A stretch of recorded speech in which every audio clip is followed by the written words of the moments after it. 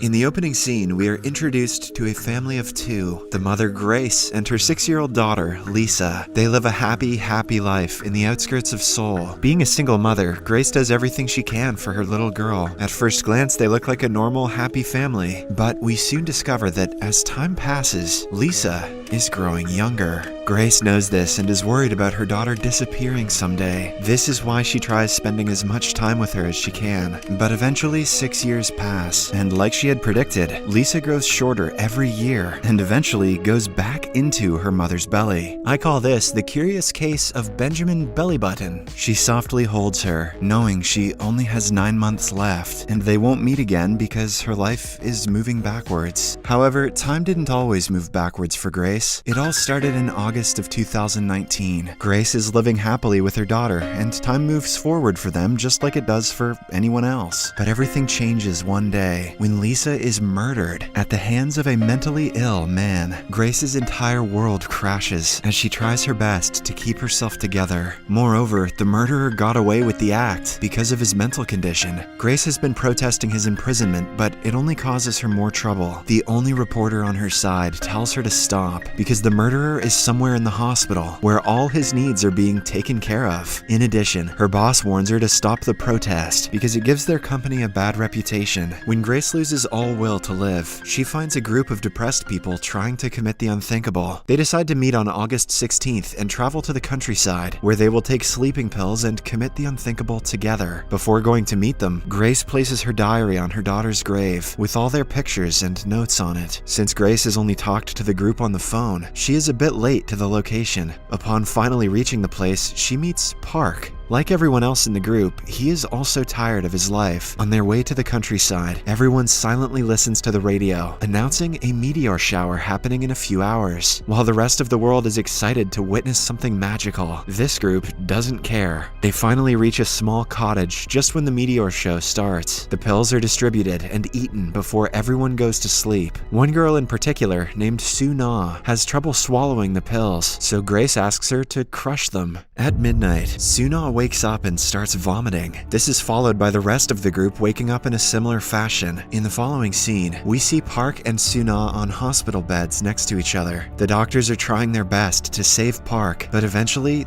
they announce his death. Grace can hear them talking but is in too much pain to react to the situation. Upon glancing at Park's dead body, she sees him wake up. He tells her to wait until he remembers her. Grace doesn't know what that means, but the words leave a print on her mind. The scene changes to the next day. Grace wakes up, and to her utter surprise, the date is still August 16th. She is supposed to meet the rest of the group in a few hours, even though she remembers all of them dying last night. Grace dismisses this as a dream and does everything she did yesterday because she knows where they are supposed to meet. She isn't late today like she was last time. The day goes as planned, and at night, Grace crushes the pills for Soo-na without her asking. This further makes her believe that she wasn't dreaming, but Grace is now ready to end her sufferings and doesn't have time to dwell on what happened last night. They take the pills and fall asleep. The next morning comes, and the date goes back to August 15th. Grace puts 2 and 2 together to figure out that her life is moving backward. Since August 17th, she immediately goes to her psychic sister, Anna, and tells her what happened. Anna doesn't believe her and asks her to go to the doctor. This is when it hits Grace that even if her life continues going backward, no one will believe her because she would not be able to meet them in the future. For the next few days, every time Grace wakes up, she goes back a day into the past. On some occasions, she decides to stay awake the entire night, but as soon as the clock hits 12, she is miraculously transported to her bed. As the day moves forward, she remembers everything that is about to happen that day, and can even forecast the weather, the most useless superpower of them all. However,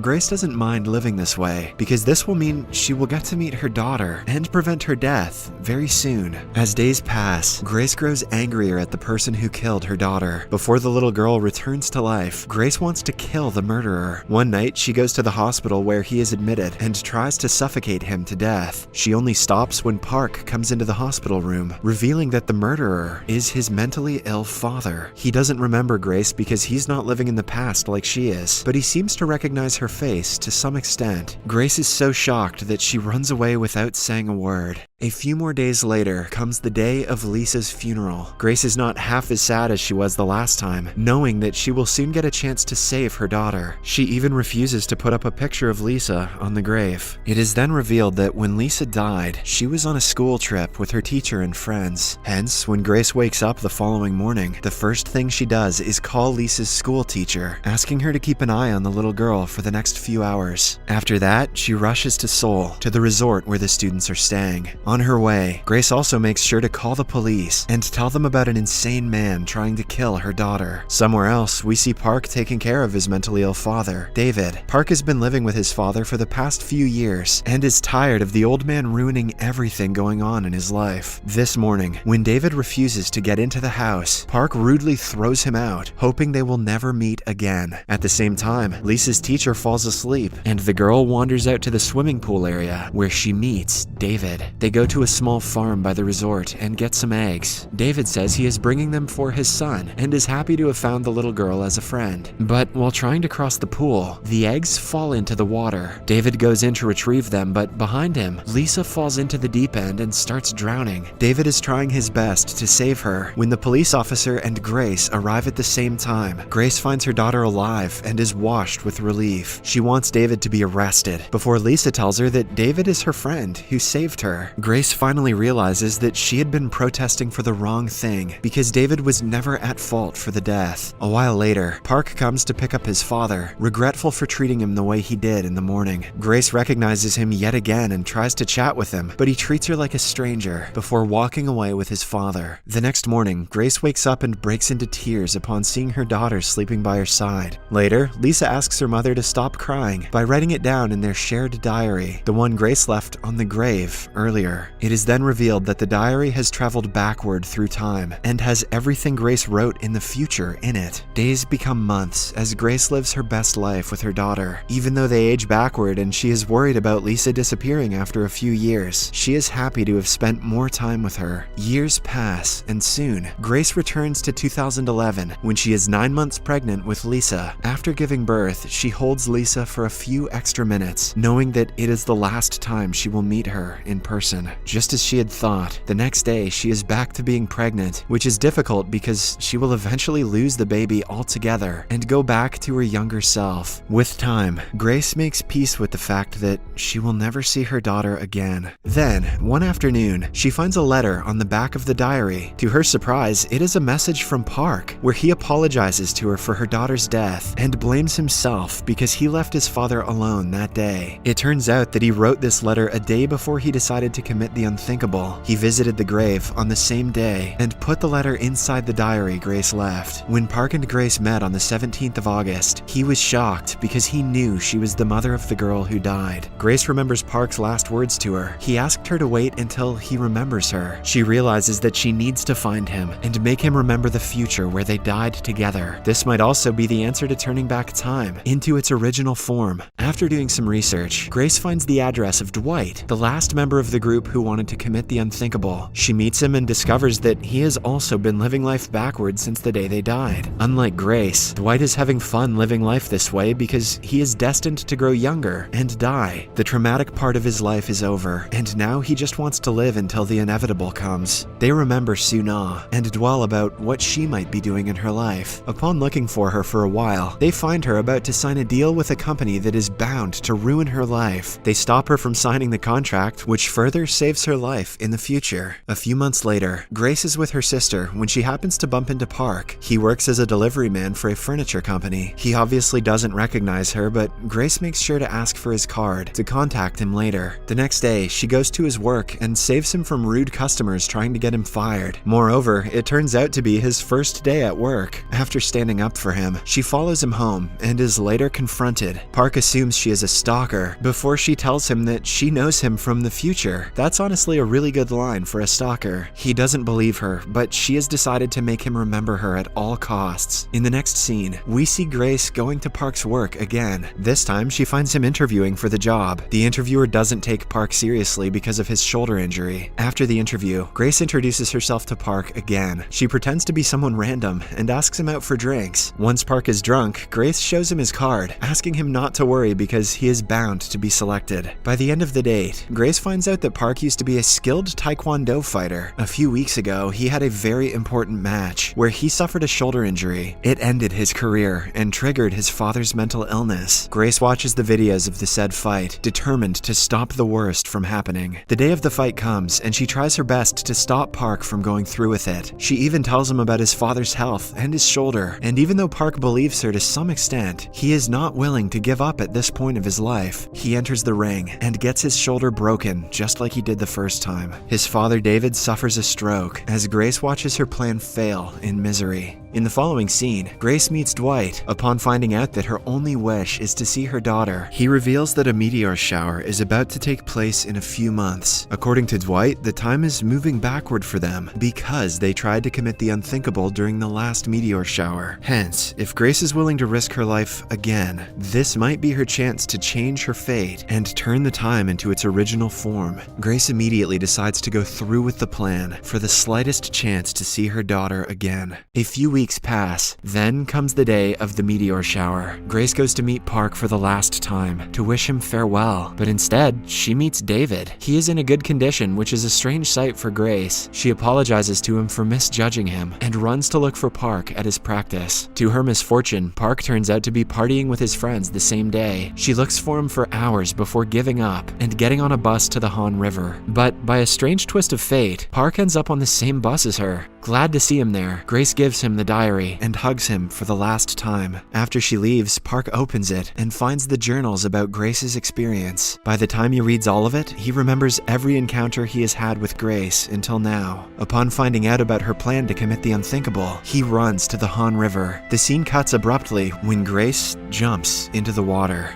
She wakes up the next day, but it turns out that the plan worked, and now time has started moving forward for her again. Park also continues living, but he regularly reads the diary Grace gave him. Currently, he is getting ready for the same match that could make or break his career. But this time, he has Park's diary in his hands, guiding him. His fate changes because of the diary, making him win the game. His father doesn't get a stroke, and the two are happier than ever. A year passes, and Grace goes into labor again. She gives birth and finally gets to meet her daughter. With the knowledge she has of the future, she can protect the little girl. In the last scene, Park meets Grace and hands her the diary back. In the end, both of them live a good life, one with a better career, and the other with her daughter. Subscribe for more videos like this, turn on notifications, and leave a like to help the channel out. Thank you for watching.